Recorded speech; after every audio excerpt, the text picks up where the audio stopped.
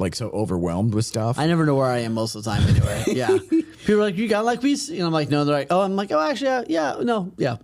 We're figuring it out. Yes, we are absolutely, and we continue to build the plane in midair. There we go. Well, what I was telling you earlier, I feel like I very recently, like within the last 3 weeks or so, like I woke up in the correct timeline. Like we're inundated with the sci-fi thing now of like multiple, realities or whatever. It's been part of my nerd world for, since I was a little kid. But now it feels like it actually happened to me. Yes. And a big part of that is we're going to do a shout out again. Boom. Shout out to the boys at Sphere Rocket. I love it. They actually clipped us the last time. That's so great. After I did the boot camp. Man, it's made such a huge impact. It's awesome. Well, and today, so this, speaking of like different timeline, different universe or whatever. So I'll be driving to Jefferson later today. Yeah.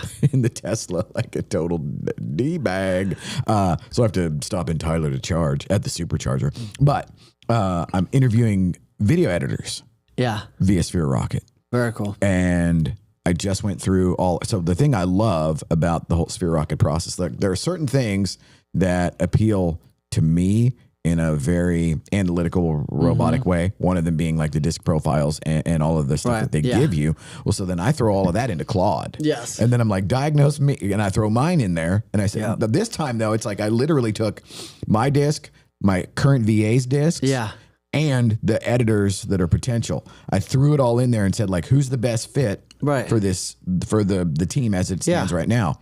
And so boom, boom, boom. Then it's like, okay, give me the questions to ask based on. So good. And it's, like I said right before we went live, it's like, I feel like I'm doing less physically or less making the donuts. Yes. And well, it's like, do you want to run to Tyler or do you want to take the Tesla and autopilot to Tyler, right? It's like you're building the machine to help make things happen. Like you're getting further distance. You just don't have to like take every step. You don't have to run the whole way. I like that. So like that, and that's the beauty of what you're designing and building out, which is amazing. And it's crazy to actually have people that are, because the one thing that are semi-independent. Yeah. Where it's like, okay, they're self-starters and they're like, oh, hey, I did this thing. What do you think about that? And I'm like, holy shit, that's amazing. Yeah.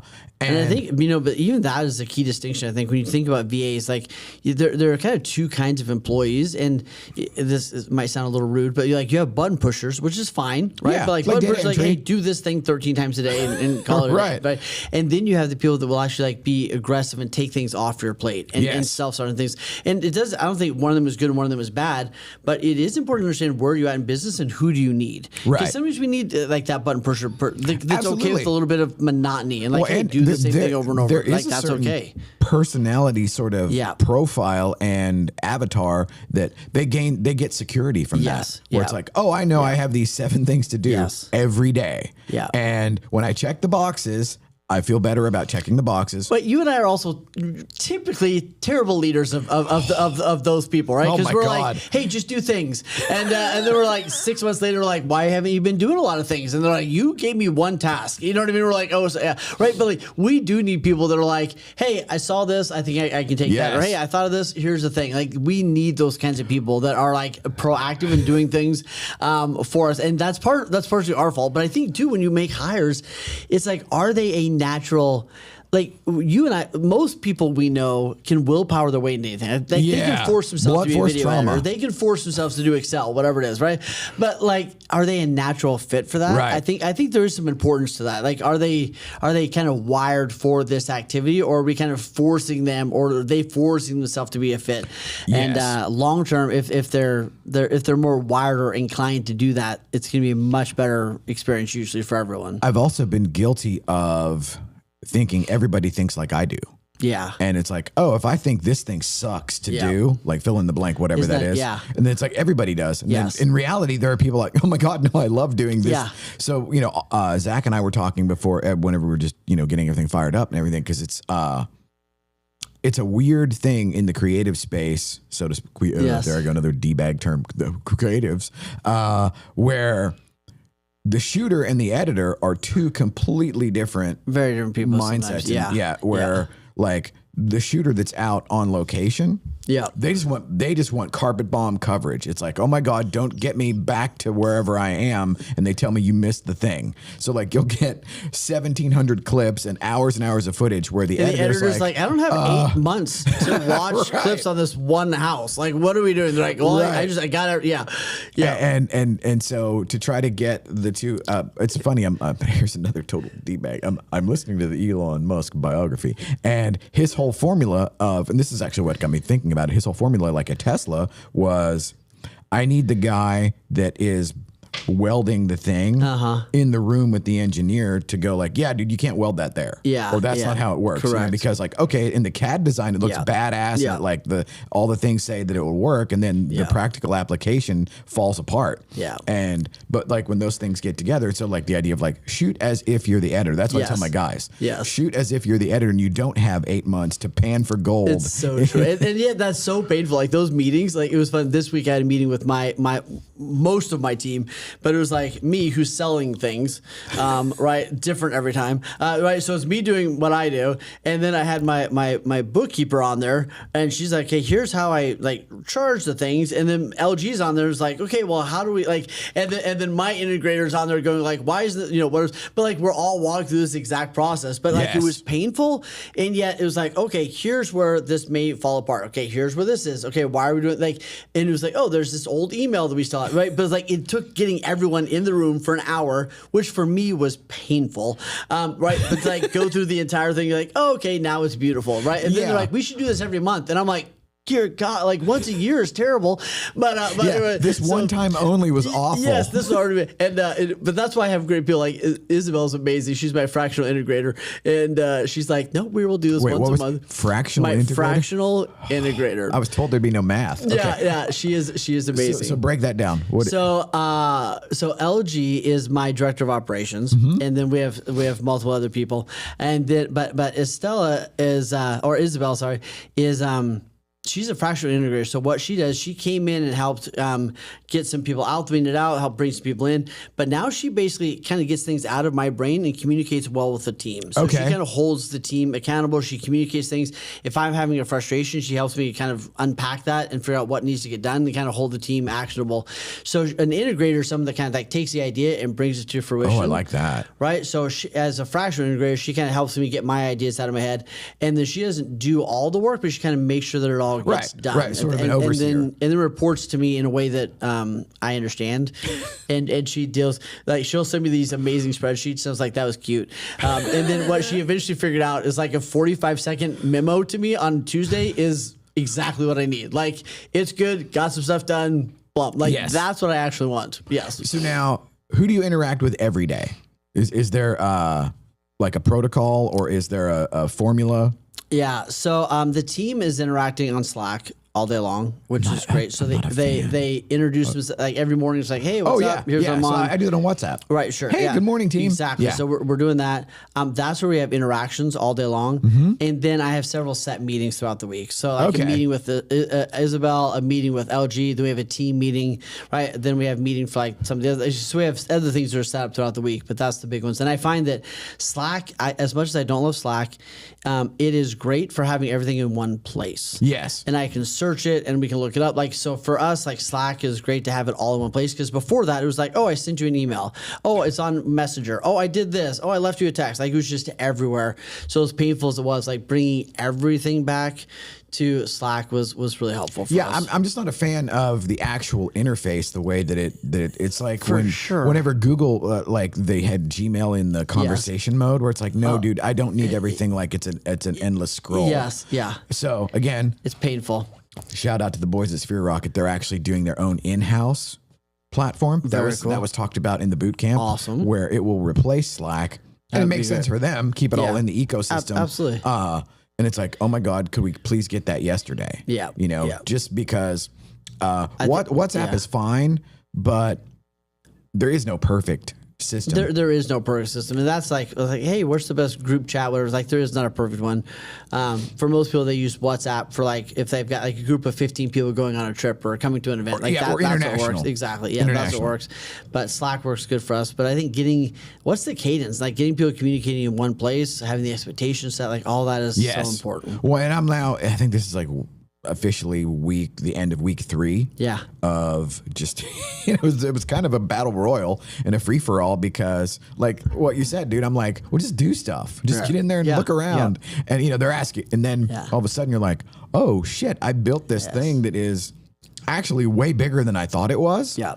But because I think it's sort of inherent in the one-man band or the very, whatever you want to call it, solopreneur or whatever, where I'm only focusing on what's on fire. Right. I forgot about some shit that I did like a week ago that I put this system in place. Yes, well, and that's right. Like LG and Isabel to like do the consistent stuff. Because for me, it's like, oh, we figured that out. I never want to think about it again.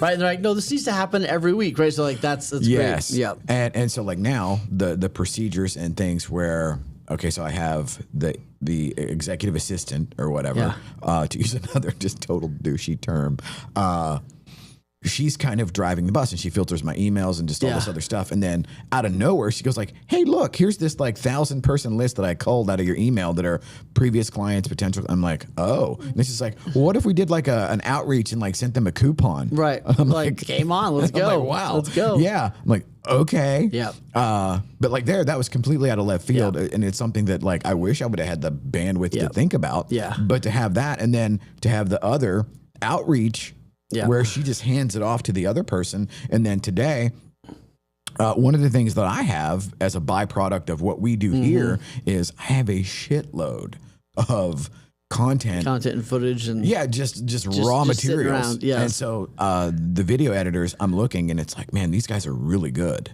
And it's like, okay. And they're doing all of the things that, oh, yes, I would love to have infinite hours and energy or whatever to keep tabs on whatever's cool at the moment. But it's like, oh, my God, no. So to be able to hand them off and just be like, hey, here's a metric ton of raw materials, make something sexy, and then hand it off to Maria or Lovely, and then they blast it out. And so this whole thing, of course, I'm super impatient. Yeah. But then I look back and like, it's like, okay, I'm in the right time. How did I not see any of this before? Yeah. You know? Yeah. And I mean, my God, I met the guys at Sphere 2023. Yeah. And, needed it then, could have used it then, just was not in a place to do it. And now I'm obsessed with it. Yeah. So the next thing up is like the tiny version of what you said of the fractional, where it's like, okay, I'm going to have a marketing assistant slash graphics creative person, but like low level, not where I need them in Final Cut or Adobe Premiere or, creating animations and shit, but like in Canva and bridging the gap between the branding and the editing, the branding and the posting. And so that way that there's a workflow because everybody, so for example, I'm now seeing where like my highest and best use is as a consultant. So $4 million property on the, whatever it is, the golf course in Las Colinas that has the Byron Nelson and they're on the 16th hole or something. And it's like, okay, so I get pulled in to, and kudos to the seller because like she brought the heat on the questions where it was like, if I still had the imposter syndrome or I was still like 5 years ago, me would have just shit and fell back in it and been like, no habla, I don't know. But I was able to dial all of it in and then as I'm sending the email and I get a rave review and like, oh my God, can't wait to work with you, whatever. And I'm like, and I'm not doing any of the things that I listed. Yeah. I don't do them anymore. Absolutely. And it's like, but you are doing the hard work. You're doing the conducting in a sense, right? Yes. And I think that we figure out like we deem some roles like, because I think we never wanted to be like above something, right? Yes. Or whatever it is. And so like, but you realize that there is a different talent level at each place and it's taking you years to be able to do. And like you said, what your best use is now is like the thinking and the strategizing and those kinds of things. And part of that too came after admitting like, oh no, there are plenty of people that are better than me with the things, whether it's the camera, whether it's the editing, whether it's the drone, but it's that being able to see all of the pieces and see the matrix and then also be able to communicate to the person that's going to write the check. Because it's like, that's the thing where most, and I'm sure you probably get this, but it's like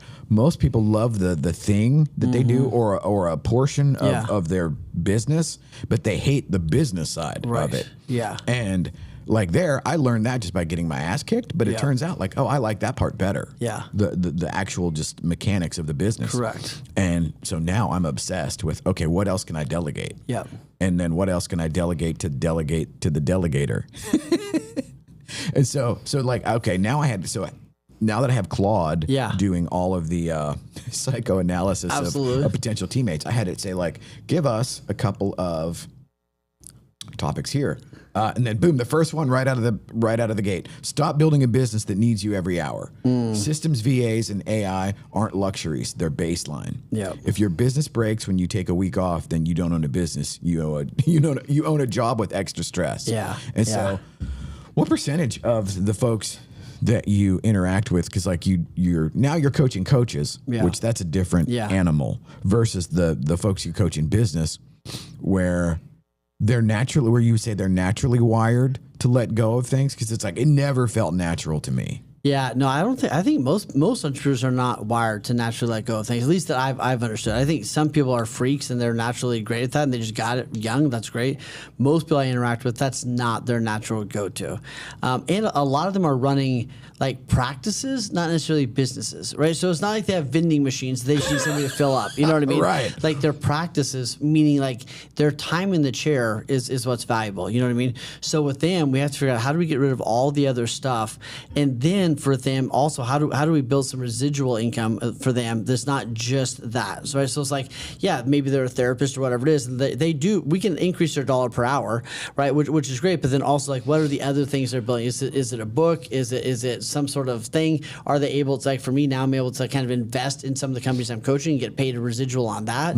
So things like that I think are interesting. You got to look at other ways to do it, but it starts with maximizing, I think, your dollar per hour. It starts with going, what are the $5, $8, $10 an hour things that either I can automate it, leverage it, or delegate it, right? So what are those things I can get rid of? Then I can go from there. But I think that's the baseline to look at those items. That was a huge element of the boot camp at Sphere Rocket, where it was like, okay, give your 20 tasks that you do a week and then assign a dollar value. Correct. And it's like, then you look like, wow. It's difficult to not feel like, wow, how did I not see that? And I'm totally wasting my time. Correct. Which that's not true. Yeah. But I think you need to look at everything you do in a week.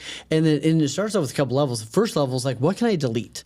Right. So after you get everything out of, do that 50-minute tracker for 2 weeks or whatever it is, go like, okay, what can I just delete? Like, what are these dumb things I just don't need to be doing at all? Nobody needs to be doing these, right? These are just dumb. You know what I mean? That could be scrolling, could be whatever those things are, right? Right. So there's dumb. I just need to delete these things. Or great thing, but it's not adding to where I want to go. So I just need to get rid of it. It's good, it's not great, whatever. So what do I need to delete? Then the second level is, what can I, either automate, delegate, or systemize? You know what I mean? So what are the things that I can delegate, I can automate, we can get this automatically shipped so I never have to think about it again, those kinds of things.